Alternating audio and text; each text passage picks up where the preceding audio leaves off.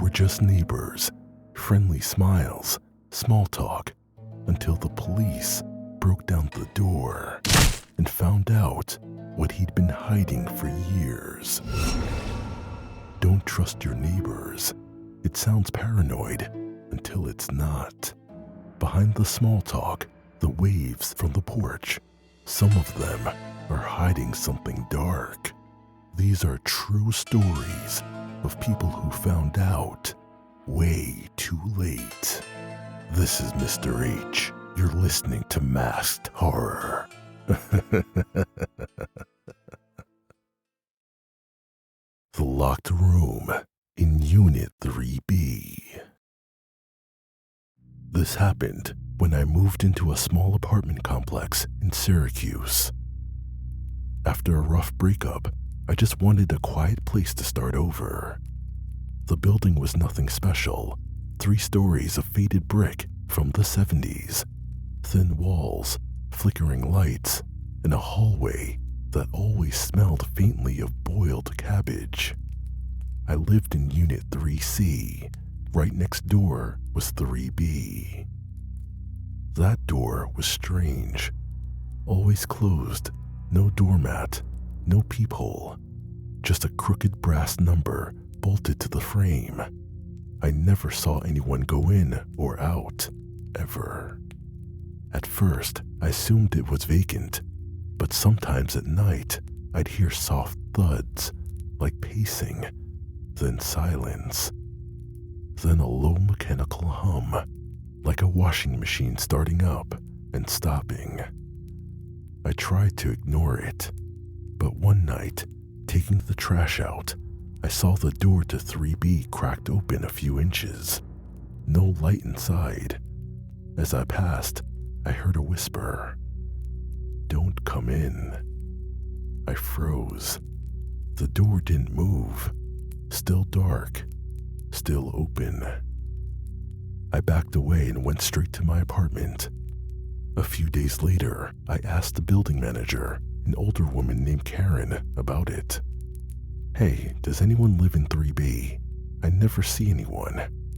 She looked uncomfortable, then quietly said, "I'm not supposed to talk about that unit.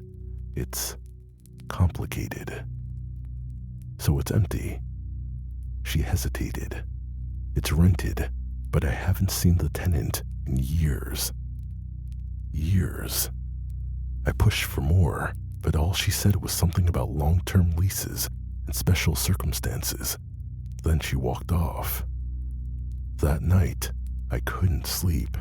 I kept staring at the wall I shared with 3B, listening. At 1:30 a.m., it happened again.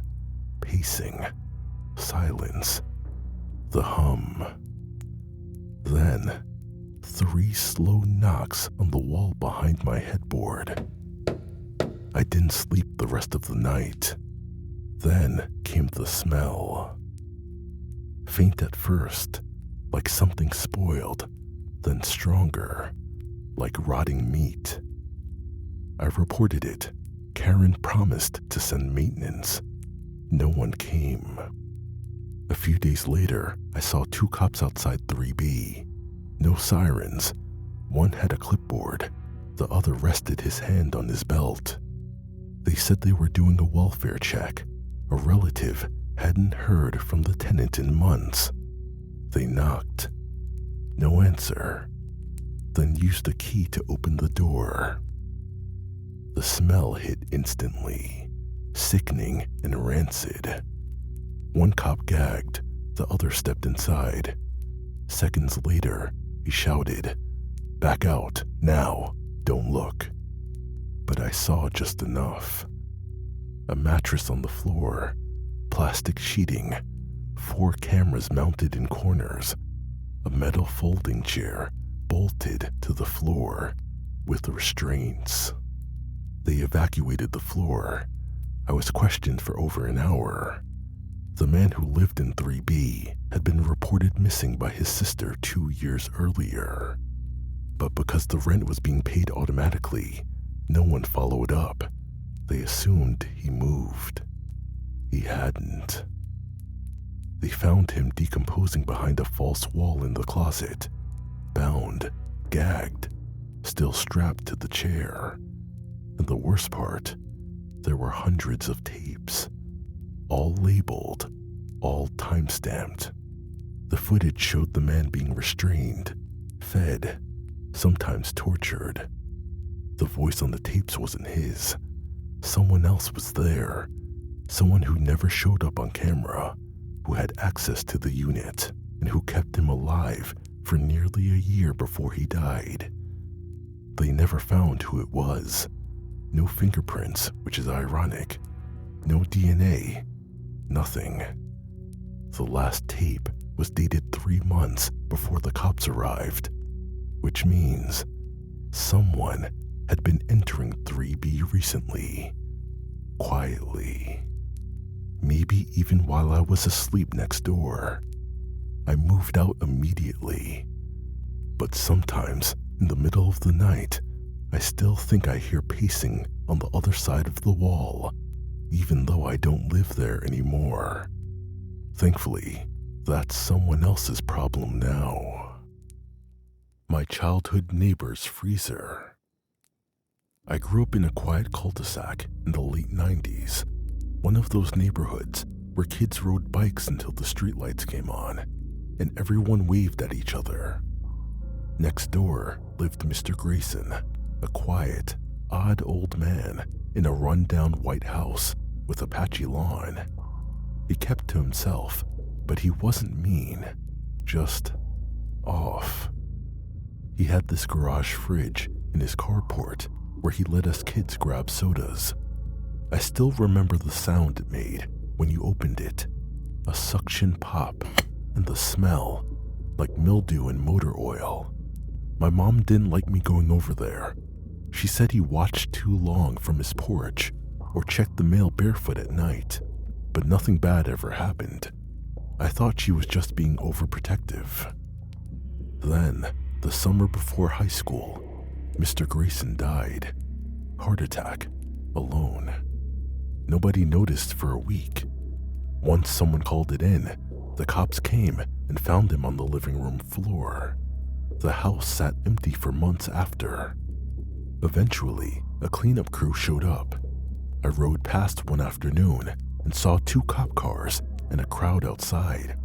The realtor had opened a chest freezer in the garage, one none of us knew existed. That's when everything changed. According to a friend whose cousin knew one of the officers, they found 2 bodies inside, both women, wrapped in plastic, frozen solid. One neighbor claimed she remembered seeing one of them back in the 80s, working at a diner, then disappearing. Evidence confirmed both were listed as missing persons.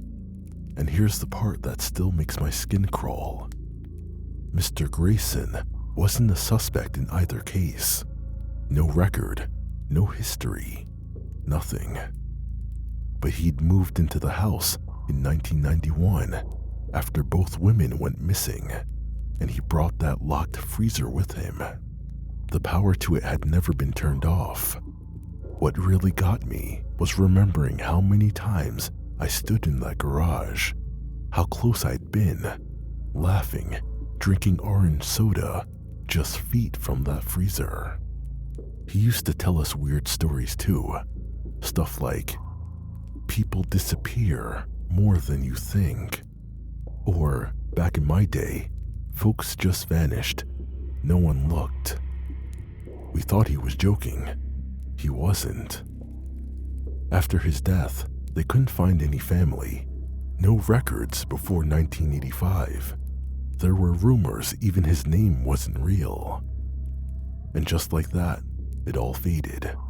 No headlines, no follow-up. People stopped talking. It was the late 90s, no social media to keep the fire burning. But I never forgot. That fridge door sound, the hiss when it closed, and the smell, something I didn't recognize as a kid. Decay. Years later, I moved to a major city just outside my hometown and got my own place. One night, I came home from work and checked the mail. Inside was a manila envelope, no return address. It only had one thing inside, a Polaroid. Grainy, old, but I recognized the setting instantly. Mr. Grayson's garage. And in the corner of the photo stood a woman, barefoot, bruised, arms tied, eyes staring directly into the camera. At the bottom, in shaky handwriting, were 4 words. I was still alive. To this day, I don't know who sent it. Maybe it was a cruel prank. Maybe someone who knew the story growing up, trying to mess with me. But no one ever came forward. And honestly, I don't know what would be worse. She was living in the walls.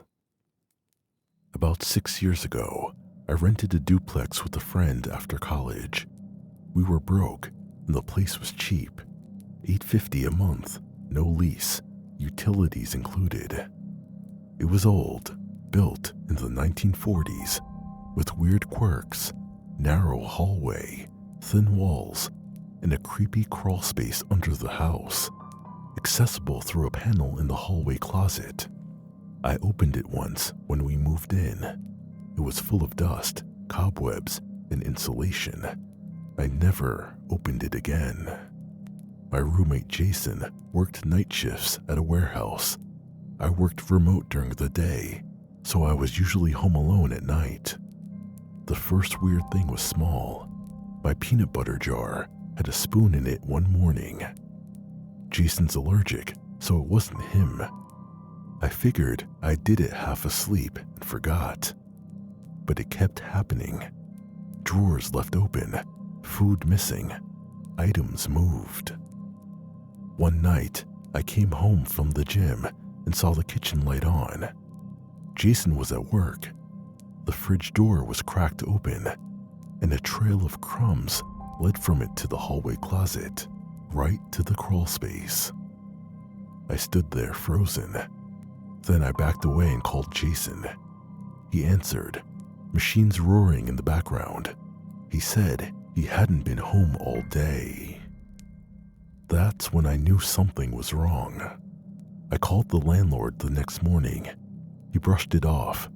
Old house, probably mice or raccoons, he said. I told him I wanted him to check the crawl space. He said he'd come Saturday. But Friday night, I couldn't sleep. I heard noises, scratching under the floor, faint, rhythmic brushing, then breathing. Not mine, not Jason's. Low, shallow breathing beneath my room. The next morning, I didn't wait. I grabbed a flashlight, opened the closet, and unscrewed the crawl space panel. The smell hit me. Mold, wet wood, and something rotting. I aimed the light in, and my stomach dropped.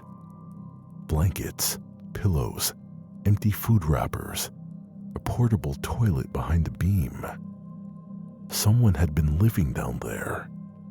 I backed out and called the cops. They arrived fast. 2 officers geared up and went inside. They didn't find anyone, but they found a narrow hole at the far end, leading into an old ventilation shaft. Tucked in the corner, a sleeping bag and a diary.